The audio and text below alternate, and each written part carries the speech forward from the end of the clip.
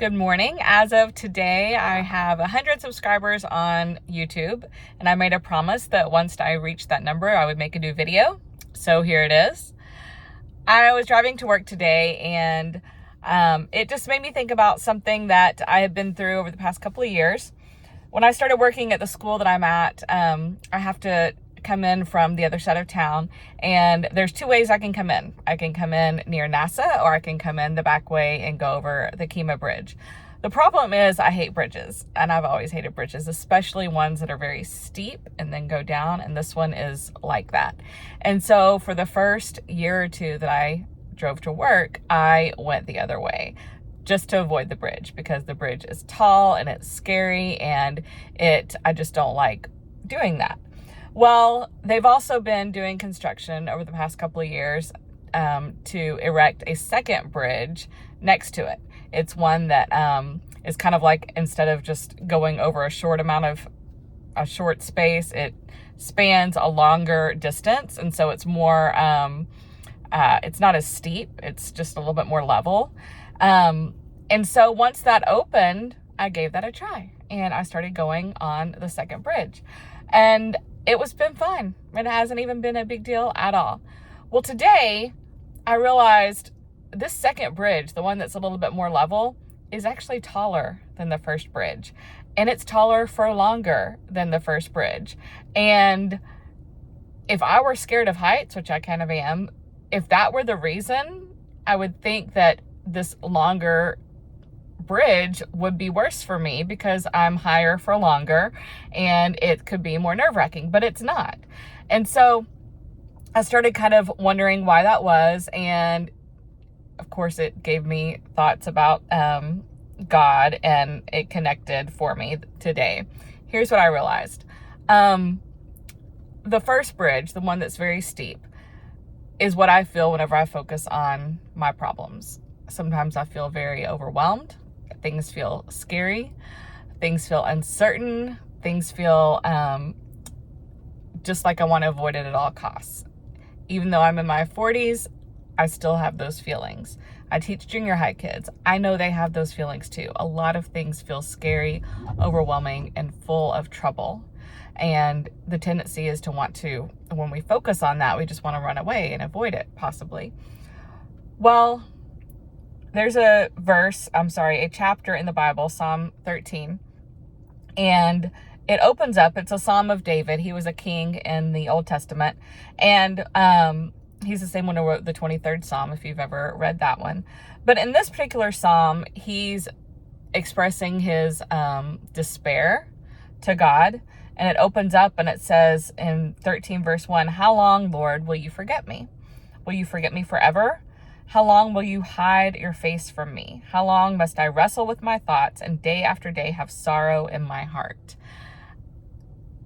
I've had those days where I feel like that has been my prayer. How long will you forget me, God? Why does nobody care? Why do I feel so alone? Why is everything so scary? Why is everything so overwhelming?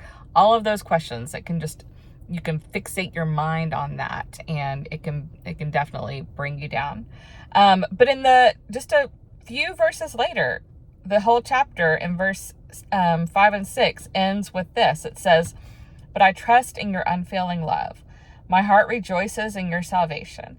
I will sing the Lord's praise, for he has been good to me." And David ends with joy in his heart.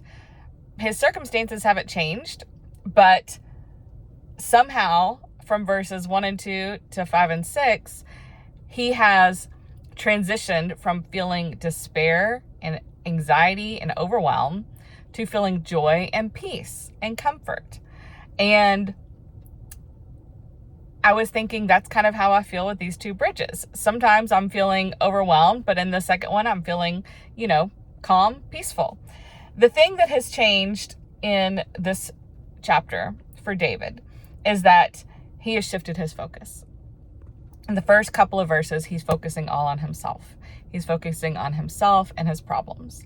And that's what's bringing him down. That is what is so hard for him. That's what makes everything feel so insurmountable and scary.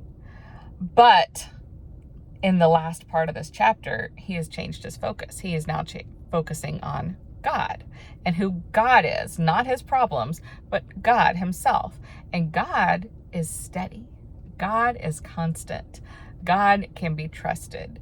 God is not scary. He is all of the things that we need when we're feeling overwhelmed and anxious. And so when I'm on that new bridge, the one that just is very steady, it reminds me that I should be focusing on the one who is steady, the one who can be trusted, the one who is, who brings peace and comfort. So whenever I'm feeling overwhelmed and anxious and scared and,